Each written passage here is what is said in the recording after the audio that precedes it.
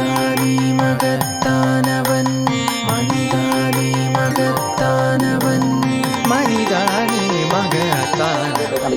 யாரை பத்தி அப்படியே பாசுக்கா இருக்கணும்ப்பா, அடுத்த கூட்டணி எப்படி வேணாலும் மாறலாம்ப்பா, நம்ம இப்படித்தான்ப்பா இருக்கணும், அரசியல் வந்து நம்ம எதுவுமே உருவாக்க கூடாதுப்பா, எதையுமே பட்டும் படாம பேசணும்ப்பா, எனக்கு தெரியாது. ஐ அம் an insurgent, I am a rebel. இதான் ஸ்டைல். நண்பர்கள் அனைவருக்கும் வணக்கம். பதிவுக்கு போகிறதுக்கு முன்னாடி இது வரைக்கும் நம்ம சேனல் சப்ஸ்கிரைப் பண்ணலைன்னா சப்ஸ்கிரைப் பண்ணி சப்போர்ட் பண்ணுங்க.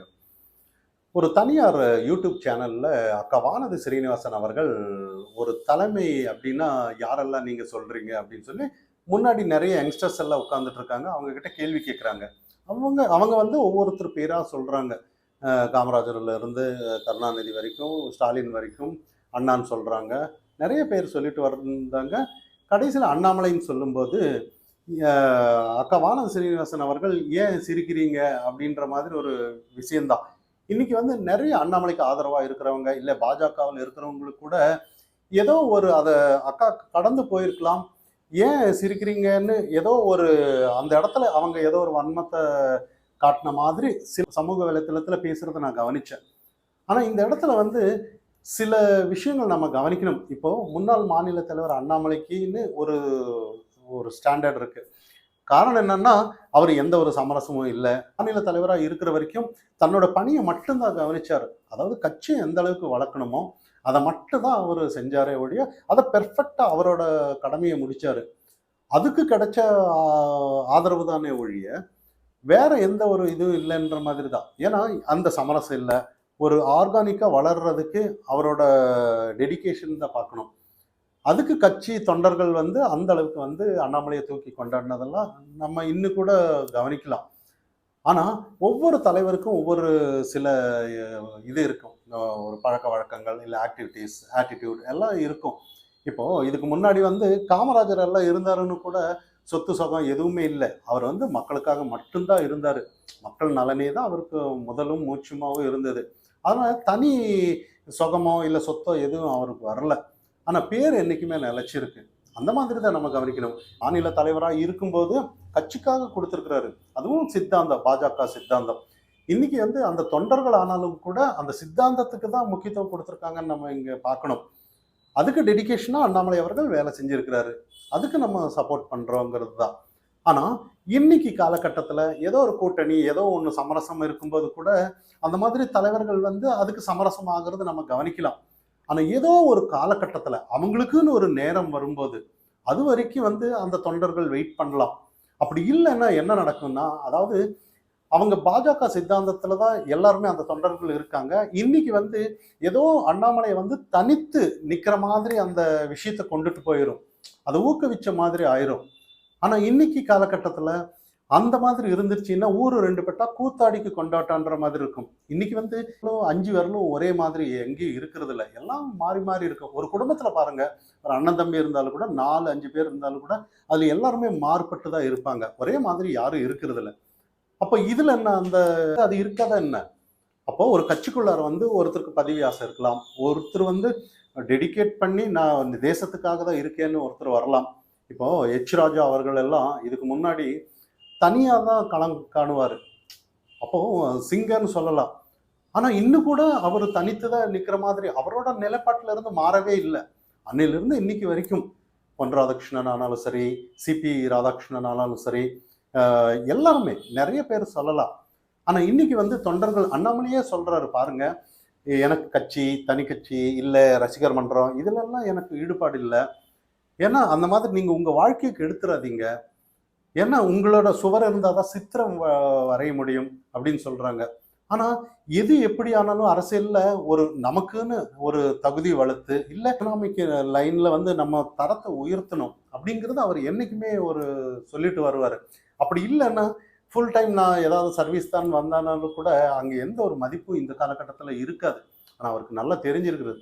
அதனால தான் அவரு கூட ஐபிஎஸ் அதிகாரியாக இருந்து அவர் எல்லாம் தன்னோட தேவையை பூர்த்தி பண்ணி அதுக்கப்புறம் தான் ஸ்லோ ப்ராசஸில் தான் வந்திருக்கிறாரு. இப்போ முழு நேரம் அவர் பயணிக்கிறதுனால அவரோட குடும்பத்துக்கும் எதுவுமே பாதிப்பு இருக்காது. ஆனால் இன்னைக்கு நிறைய ரசிகர் அப்படின்னு வந்து இல்லை ஏதோ ஒன்று செஞ்சுட்டான்னா வாழ்க்கையை தொலைச்சி தனித்து நின்றுன்னு அவர் அறிவுரை கூறுறதெல்லாம் நம்ம கவனிக்கலாம். அதே மாதிரி தான் இன்னைக்கு வந்து பாஜக என்னைக்குமே ஒரு தனி மனித துதிப்பாடல் இல்லை. அந்த சித்தாந்தத்துக்கு அந்த அளவுக்கு முக்கியத்துவம் கொடுக்குறாங்க. இன்னைக்கு ஊரு எப்படா 2 படம் கூத்தாடி கொண்டாடலாம் அப்படின்னு காத்துட்டு இருப்பாங்க திமுக எல்லாம்.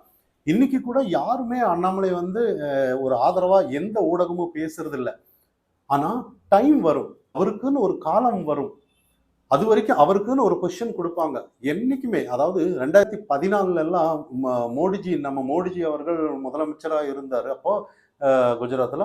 அப்புறம் பிரதம மந்திரியா வரும்போது கூட அந்த அளவுக்கு உட்கட்சி நிறைய பிரச்சனைகள் எல்லாம் இருந்திருக்கு. அவரும் ஃபேஸ் பண்ணி தான் வந்திருக்கிறாரு. எல்லாமே இருக்கு. இங்க பதவிக்கு வந்து ஆசைப்படாதவங்க யாருமே இல்லை. தேசம் என்னதான் சொன்னாலும் கூட ஏதோ அதெல்லாம் கடந்து தான் நாம போகணும். ஏதோ இப்ப நம்ம சொல்லலாம், ஒவ்வொருத்தரும் ஒரு மூட்டைப்பூச்சிக்கு பயந்து வீட்டுக்கு கொளுத்தின கதையான்ற மாதிரி சின்ன சின்ன உள்ளார வந்து நிறைய தலைவர்கள் சின்ன சின்ன விஷயங்கள் ஏதோ இருந்தாலும் கூட அதெல்லாம் பார்த்து அதுல நின்று அவங்களுக்கு பதில் சொல்ல ஆரம்பிச்சுட்டான்னா கட்சி உடஞ்சிரும். அதெல்லாம் கடந்து போகணும். அவர்களும் மாறுவார்கள் அப்படின்ற மாதிரி தான். அப்போ இந்த அளவுக்கு வந்து பொறுத்து தான் பூமியை ஆண்டிருக்காங்க மோடி அவர்கள் ஆனாலும் சரி. எல்லாமே ஒரு இடத்துல நின்று யார் ஆனாலும் சரி அவங்களோட தவறுன்னு சொல்றதில்ல. எல்லாருமே மாறுபட்ட கண்ணோட்டத்துல தான் பார்ப்பாங்க. ஒரே மாதிரி யாருமே இருக்கிறது இல்லை. அப்போ இந்த இடத்துல வந்து என்னன்னா சில கருத்து இந்த மாதிரி வந்து அண்ணாமலைக்கு ஆதரவாளர்கள் இல்ல ஏதோ ஒரு ஆதரவாளர்கள் அப்படின்னு சொல்லி தனி மனிதனுக்கு வந்து ரொம்ப பலம் கொடுக்கறதுனால கட்சியில ஏதோ ஒரு பிரச்சனை இருக்கிற மாதிரி வெளியில காட்டுவாங்க. ஆனா இதெல்லாம் கடந்து போகணுங்கிறது தான் நம்ம முக்கியத்துவம் கொடுக்கணும். இங்க வந்து யாருமே குறை சொன்ன குற்றம் பார்ப்பின் சுற்றம் இல்லை அப்படின்னு சொல்லுவாங்க. ஒரு நல்லது செய்ய வந்தேன்னா முன்னாடி வந்து எல்லாருக்குமே ஒரு சின்ன முதல்ல படுறது என்னன்னா ஒரு நெகட்டிவ் தான். ஆனா அதை நினைச்சிட்டு இருந்தோம்னா ஒண்ணுமே கட்சி வளராது, எதுவுமே வளராது. அதை தாண்டி அடுத்த கட்டத்துக்கு போகணும். அப்பதான் தேசம் தெய்வீகம் அப்படின்னு எல்லாம் நம்ம பார்க்கணும். ஆனா உண்மையிலேயே சொல்லணும்னா அதாவது ஒரு ஆர்கானிக்கா வளர்றது வேற. ஏன்னா அண்ணாமலை கிட்ட ஒரு பிடிச்ச ஒரு விஷயம் என்னன்னா கட்சி ஒரு ஆர்கானிக்கா வளரணும் அப்படின்னு நினைப்பாங்க. இப்போ ஆர்எஸ்எஸ் சாக்காவுக்கு போவாங்க, ஆர்கானிக்கா வளருவாங்க. ஆனா இன்னைக்கு வந்து பாஜகவுக்கு புதுசா வந்தவங்களை வந்து ஏதோ இன்னைக்கு ஆர்எஸ்எஸ்க்கு போங்க, ஒரு 5 நாள் கேம்ப் முடிச்சுட்டு வாங்க அப்படின்னு சொல்றது கூட ஏதோ ஒரு சின்ன ஒரு படிப்பு கண்டிப்பா அவங்களுக்கு ஒரு டிசிப்ளின் தெரிஞ்சுட்டு வருவாங்க அப்படின்னு அனுப்புனாலும் கூட அந்த ஷாக்காவுக்கு போன அந்த ஒரு தெளிவு வந்து யாருக்குமே அவங்க வராது. அதுக்காக அவங்களை நான் மோசம்னு சொல்ல வரல. ஆனா அந்த ஷாக்காவுக்கு போயிட்டு வர்றவங்களோட இயல்பு வந்து என்னைக்குமே ஸ்டாண்டர்டா இருக்கும். அவர் 100 வயசானாலும் கூட அவருக்கு அந்த அவரோட தெளிவு மாறாது. ஆனா இடையில வந்தவங்களுக்கு வந்து கண்டிப்பா வேற மாதிரி மாறும். அதை தான் இன்னைக்கு வந்து நிறைய தலைவர்கள் வந்து தெரிஞ்சிருக்காங்க. இந்த காலகட்டத்துல வந்து அவங்களும் மாறுவாங்க, ஏதோ ஒரு விஷயத்துல வந்து கண்டிப்பா மாறுவாங்க, அவங்களும் இந்த தேசத்துக்காக ஏதோ ஒண்ணு வந்திருக்காங்க. அப்படி ஏதாவது இருந்திருந்தானா வெளியில தானே போயிருக்கு, ஏன் நம்ம கட்சியிலேயே இருக்கணும் அப்படின்னு அவங்க யோசிச்சுட்டு இருப்பாங்க. அப்ப இந்த இடத்துல வந்து என்னன்னா ஏதோ ஒரு சின்ன சின்ன விஷயத்தை வச்சு ஏன் இந்த மாதிரி சில விஷயங்களை டிஎம்கேயே நரேட்டிவ் பண்ணலாம், அதை வேற மாதிரி எடுத்துட்டு போகலாம். அப்போ இது எல்லாத்துக்கும் பலியாகாம இன்னைக்கு வந்து கட்சி பாஜகன்னு அண்ணாமலை இருக்கிறாரு. பாஜக இல்லாம அண்ணாமலை இல்லை. அண்ணாமலை இங்க இருந்தாலும் கூட பாஜக இல்லாம அண்ணாமலையால முடியாது. அப்போ இந்த பாஜகங்கிற ஒரு அந்த சித்தாந்தத்துக்கு வந்து நம்ம அந்த அளவுக்கு ஒற்றுமையா முக்கியத்துவம் கொடுத்தாதான் கட்சி வளரும்.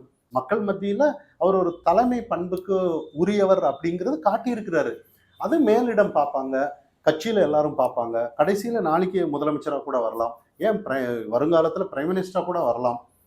அப்போ அது வரைக்கும் வந்து எல்லாருமே கட்சி உடையிற மாதிரி சில வார்த்தைகளை விடக்கூடாதுங்கிறதுல தெளிவா இருக்கணும்.